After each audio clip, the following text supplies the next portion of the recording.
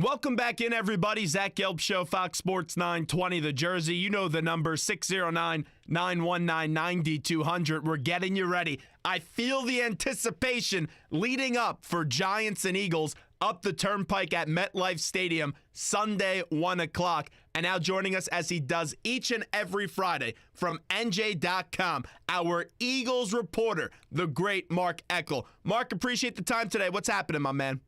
I'm good, Zach. How are you? Well, I'm doing great. This has been a crazy week to cover the Eagles. You know it better than anybody. On Wednesday, Josh Huff is going to stay, and then yesterday, he's cut from the team. What changed from Wednesday to Thursday, in your opinion? I have no idea. I'll be honest. That's what I wrote. The Eagles, this team, even if they did the right thing, they did it the wrong way. They really made Doug Peterson look bad. Doug Peterson comes out Wednesday. All right, let's backtrack. Josh Huff is arrested Tuesday. He's pulled over speeding across the Walt Whitman Bridge. He's found with a small amount of marijuana and a gun that's registered in Texas. And the most disturbing thing, 6 hollow point bullets. So he's arrested. The Eagles make the typical team statement of we're aware of what happened, we're looking into it, blah, blah, blah. Okay.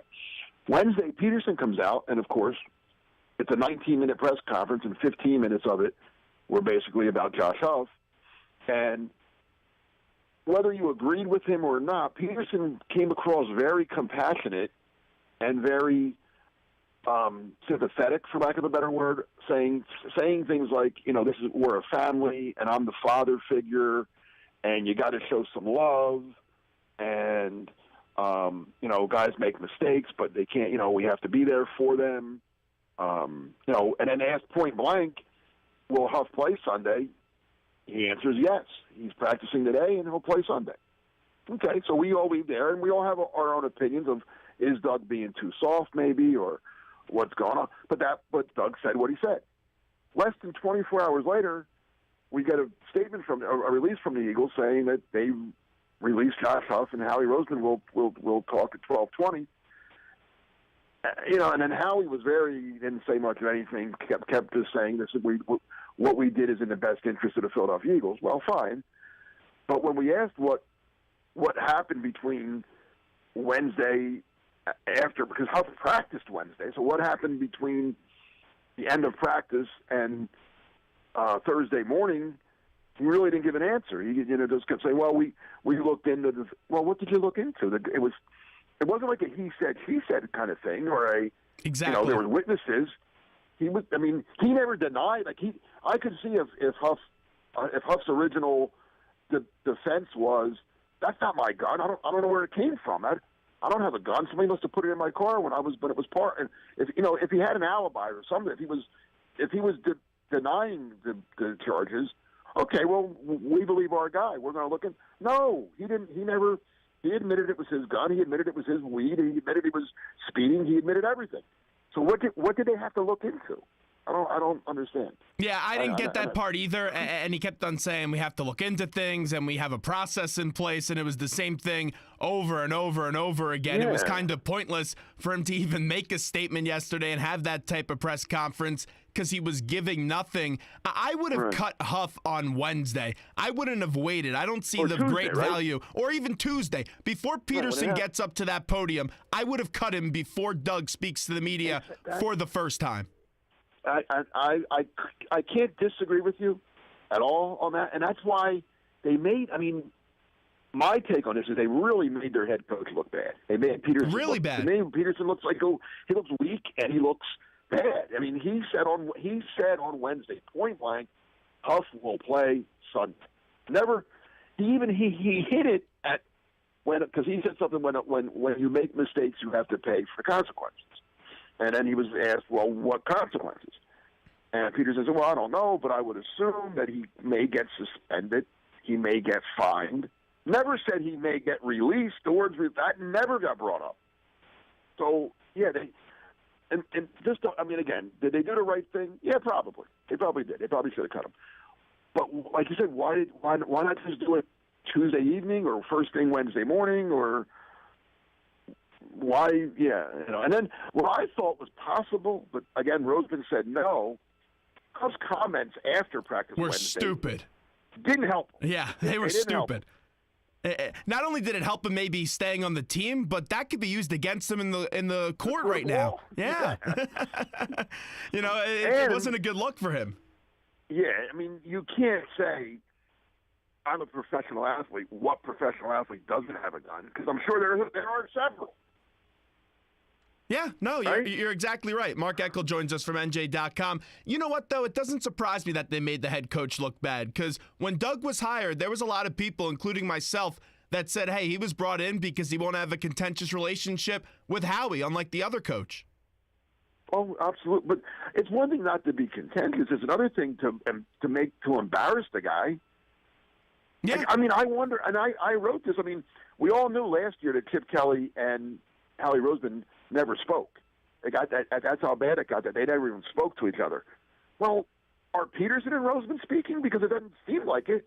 No, it doesn't. And it's not the first time either. Like the Lane Johnson situation was an awful look for the Eagles, too, because you didn't hear from Howie at first. You heard from Doug at first, if you remember. Yep. And how about even the Carson Wentz thing? When Bradford's my starter, Daniels 2, Wentz is 3, we're going to ease Carson in. There's no reason to rush him when blah, blah, blah, blah, blah. Then they trade Bradford, and all of a sudden Wentz leapfrogs Daniel. Yeah, right? no, you bring up a good point. See, this is why I thought it was a no-brainer to cut Huff. And I know that people are going to say, well, he had a big return in the Vikings game. He has that ability to have those big returns. I don't really see his great value. He's a replaceable player, Mark. Yes, absolutely. I mean, yeah, he is. Is he a good kick returner? Yes, he is. Yes, he is. He's a good kickoff return guy. But so is Wendell Smallwood, who they already have. So is Darren Sproles, who they already have. And Kenyon Barner's not bad either. So one thing the Eagles have is they have kick returners.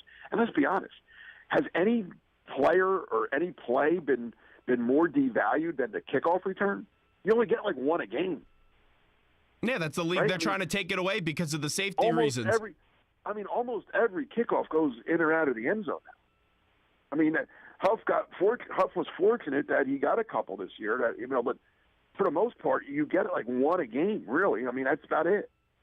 Now, should they have originally suspended for a game or even a half Nigel Bradham? Because you do have that double standard. Now, I get it. Bradham's a better player than Huff. But did they make a mistake with Bradham as well?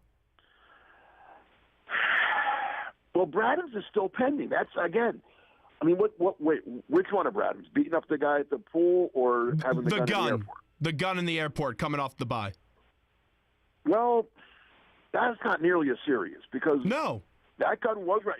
If you believe Bradham that he just forgot it was in the he wasn't arrested for that. But yeah, it's not the biggest thing in the world. It's stupid. Stupid, yes, but not criminal. Yeah, no, you're right. He wasn't high when he did it either. Yeah, no, you're exactly right. So, Mark, and he didn't have I don't know what kind of bullets he had, but Bradham's first offense when now he's fighting that. So, I'm a believer in let's see how let's see. I mean, maybe if he's guilty, then he should be punished by whether it's by the Eagles or by the league. But Bradham has said that he was he hit the guy because he was provoked, and the guy said something to his girlfriend or hit me. We don't.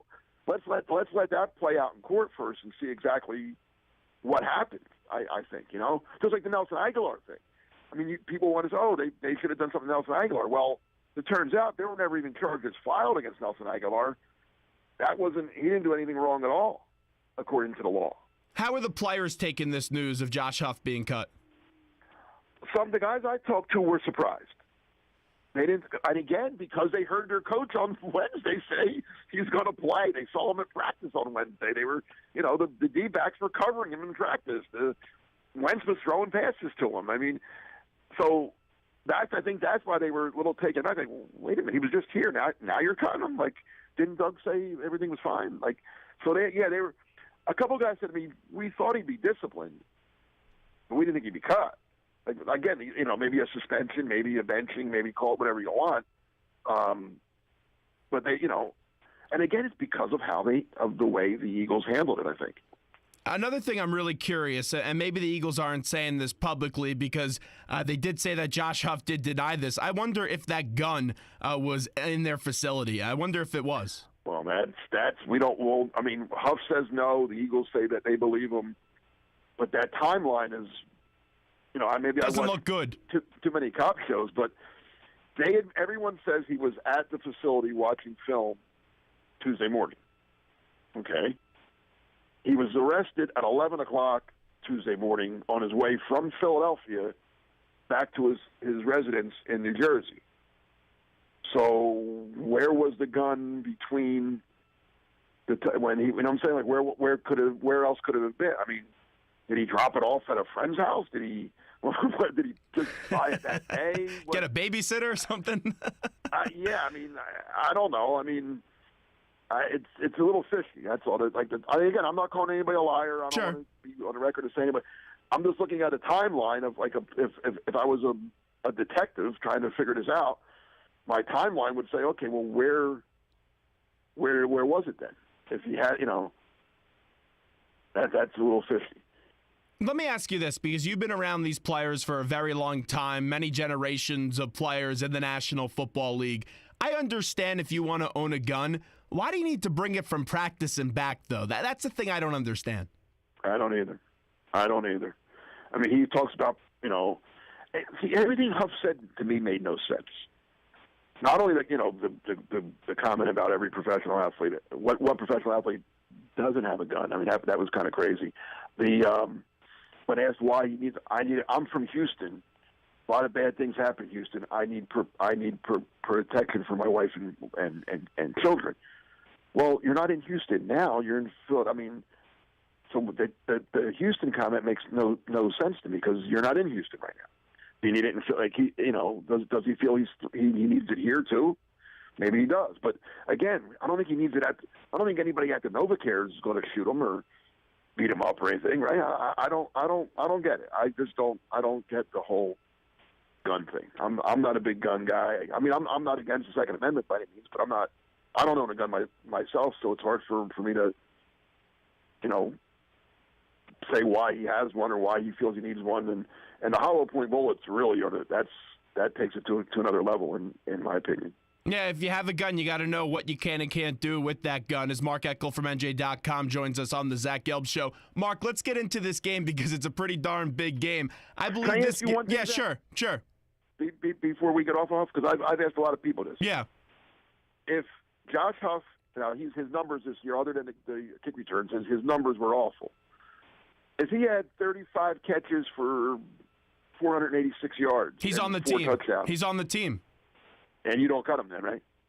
Me personally, sometimes if a player does something stupid, he deserves to be cut. I come from more of that Belichick school, but the way the Eagles have done these kind of things, I would have to imagine that, he's on the team and maybe they just suspend him for a game. Maybe he's not cut, but at the end of the day, what it comes down to for me is that the Eagles didn't want to deal with this headache. That's what I think it is, and this is a headache. He wasn't worth the headache. It's not worth it. And if he had 48 catches for 800 whatever yards, he'd be worth that. Yeah, right? Because who's Carson Wentz throwing to? No one right now. Right. That's what it comes down to. So, Mark, let's I agree, and I just want to make sure that you're in the same. Yeah, okay. Okay, fair enough. Let's get to this game, though. Battle of the trenches. It's big on both sides of the ball. We say that each and every week. This week more than others. Break it down for me. Well, all right, let's start with the Giants have the ball. I don't think the Eagles secondary is going to be able to contain Odell Beckham, Sterling Shepard, Victor Cruz for very long, if at all. So I think those guys are going. At least one of them is going to be open every pass play. So the Eagles, the only way the Eagles can battle that is by getting pressure on Eli Manning, not letting him have time to find either Cruz, Beckham, or Shepard open. So that pass rush has to be the way it was against the Vikings, not the way it was against the Cowboys or the Redskins. They have to have Eli on the ground a lot. They have to disrupt the whole rhythm in the Giants passing game, because if Eli gets any kind of time, and he's even average, if he's even on his average game, he's going to have one of those guys open, if not more than one open, and that could be a long day for the Eagles defense. Flip it around now. The Eagles have gone to a short passing game now, Carson getting rid of the ball quickly, taking the 5 yards here, 4 yards there, 6 yards there.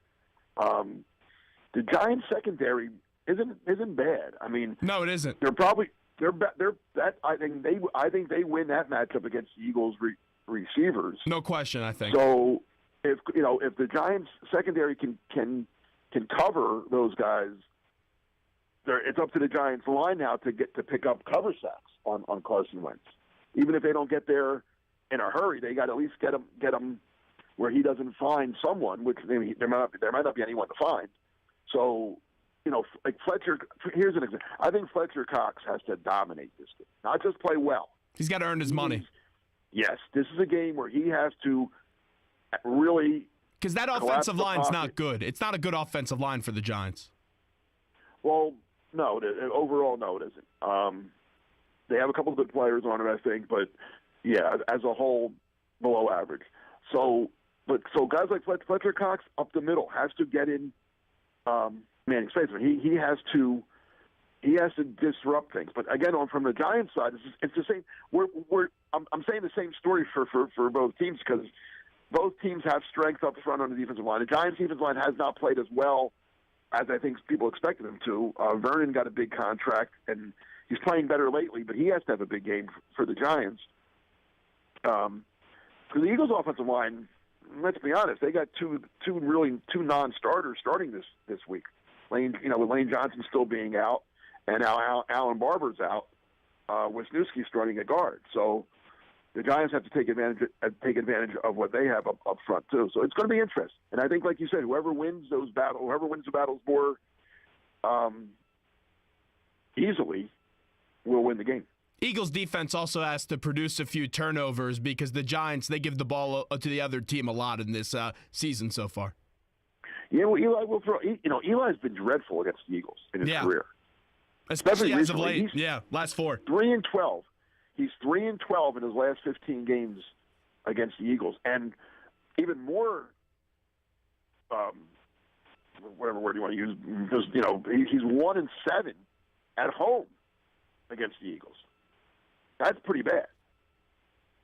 No, yeah, it is. The last 4 games, he's 0-4 too. So he hasn't been playing that great, and I think that the Eagles are in the head a little bit of the Giants. Of the 3 wins, of Manning's 3 wins against the Giants in that span, one came in a 15-7 win at the Link when Matt Barkley had to play quarterback for the Eagles because Vic and Foles both got hurt.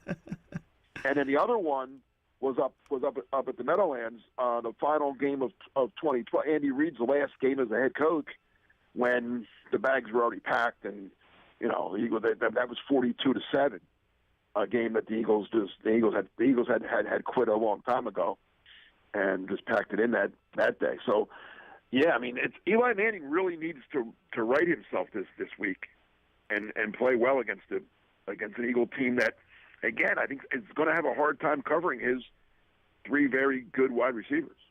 What do you expect out of Bryce Treggs this week? You're hearing a lot about him. Nothing. He's a guy. I mean, come on. Let's be honest. This is Bryce Treggs. That's great. This is Eagles fans at their finest, thinking that this kid, Jack, he was cut by the San Francisco 49ers. That's awesome. Do I need to say anything else about him? Mark, that may be your best line of the year. I mean, really. I mean, I don't know what he's going to do. If he was any good, wouldn't he? I mean, first of all, the Niners wouldn't have cut him. Second of all, you're right. Wouldn't he be playing already? Yeah. He's not behind Rice and Taylor, and he's behind, he can't find his way past Josh Huff, for God's sake, or Nelson Aguilar. Yeah. So yeah, I mean, they think they have a secret weapon. Oh, we're going to unleash Bryce Treggs this week. No. Oh, okay. All right, Mark, before we get you on out of here, give me a prediction for the game. Giants 21-17. Ooh, so you think the Giants turn it around? Why? They're home and they're coming off a bye. Okay. I'm going to go 24-23 Eagles. Eagles get a 1-point victory. Right, so you got so you got them scoring at the end, I don't. Okay. Basically. No, that's fair. I mean, I think it'll be close. I'm just going with the home team. I don't know. Home team coming off a bye. Comparative scores, I don't like doing that, but Giants did beat the Cowboys. Eagles lost. Giants should have beaten the Redskins. Eagles got dominated by the Redskins. I don't know. It's amazing, though, how these two teams, they're still in the race for the playoffs, because they don't look to me as these really good teams like other year playoff teams. Nobody's good. It's amazing. Besides the Pats. The Pats are the best team in the league, and they even have problems on defense. The Pats are the best, the Browns are the worst, and everybody else is somewhere in between. Well, you know what is the best, though? Your book. Tell me where you are next for your book tour. Oh, big day coming up. Monday night, Sandy's Beef and Ale in Langhorne, in Woodburn Square in Langhorne, Pennsylvania. I'll be there doing from 7 o'clock to about 9, and I'll be joined by Mike Quick. How about that? Who has a chapter in the book, obviously. I think he's the greatest wide receiver in Eagles history. They could use him this weekend. They could use him this weekend, Mark. Come on. I keep asking him that. I'm like, Mike, one play a game. Can you just do one play a game? Be better than Aguilar. He might be better than all of us at Matthews. Or Bryce Treggs. I don't know. Yeah. All right, so we're looking forward to it on Monday. Appreciate the time today, Mark. Be well. All right. Thanks, Zach. Take care. There's Mark Eckel of NJ.com. This is the Zach Gelb Show, Fox Sports 920 The Jersey. We'll take a quick break, and we'll be back after these short messages.